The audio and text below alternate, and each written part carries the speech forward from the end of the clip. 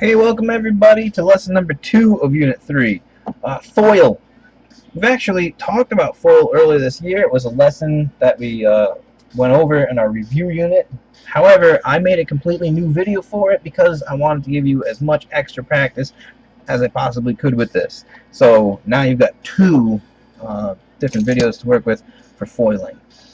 Let's go over it real quick. Foiling stands for the firsts, the outers, the inners, and the lasts. That's right, it's an acronym. Here's how it works. When we foil, we're working with binomials. So we have two different terms that we're working with here. The firsts would literally be the first two that you see. The outers would be the outermost two terms that you see. The inners would be the inner two most, and then finally the last two in each of those parentheses. And what we're doing here is we're multiplying. So I'm going to do this one out with you. Right? X times x would give us x squared.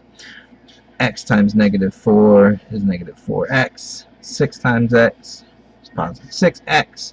And then 6 times negative 4 is negative 24. The last thing we want to do here would be combine like terms, which they show up here in the middle for us every time if we follow the FOIL procedure. And we end up with a quadratic function or quadratic equation in standard form. Okay, so I think, yeah, there's only a couple of problems here on this sheet.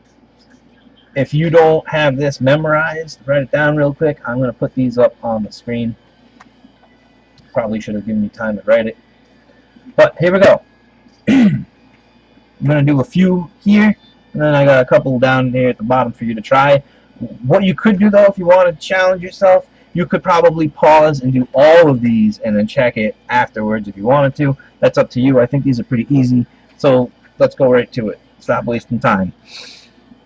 We're going to do our firsts. So x times x, which gives us x squared. Our outers give us negative 7x. Our inners give us negative 4x, and our lasts give us, let's see, negative and negative becomes positive 28, and then we'll combine those like terms that show up in the middle, giving us negative 11x right there in the middle,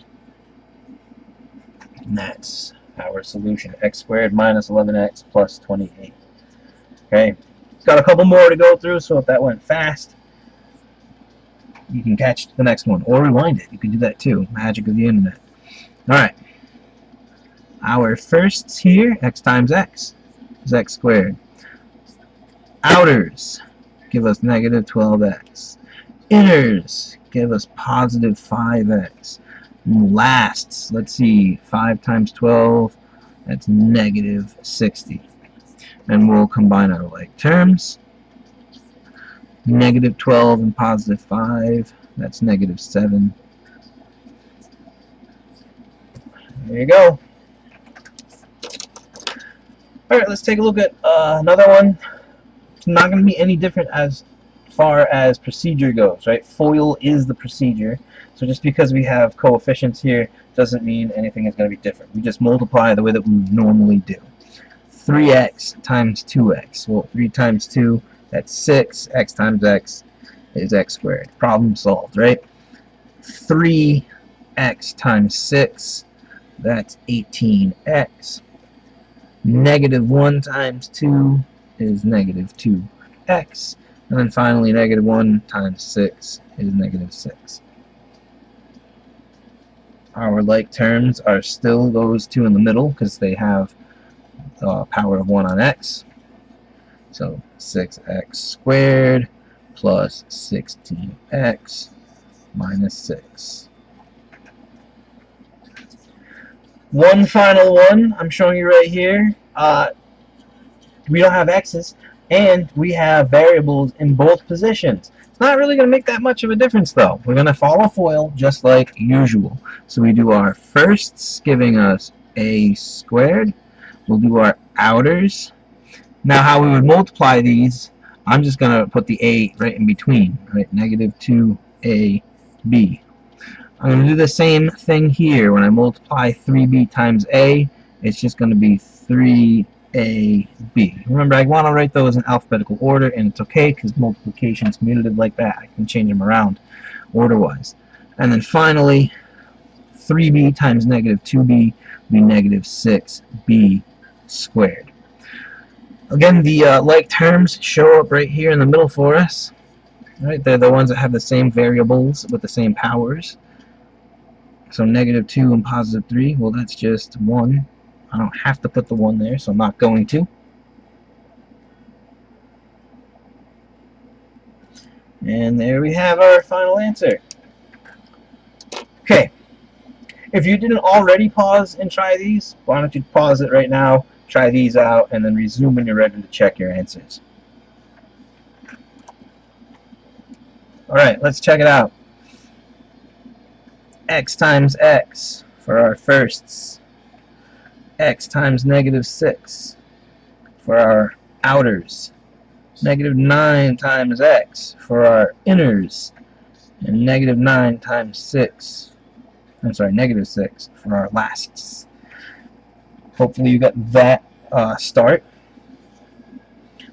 Combine your like terms.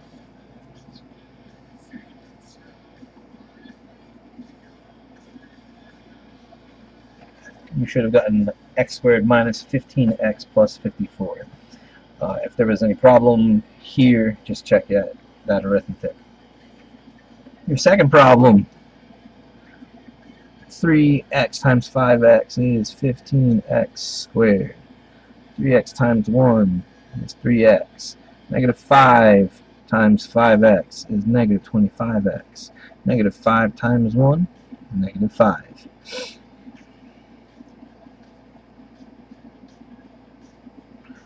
Combine our like terms, gives us negative 22x. And your final answer, 15x squared minus 22x minus 5. And your final problem here for this video, p's and q's. P times p is p squared. P times 6q is 6pq.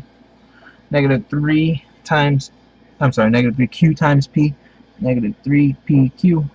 And finally, negative 3 times 6 will give us negative 18q squared. Our like terms are these two right in the middle.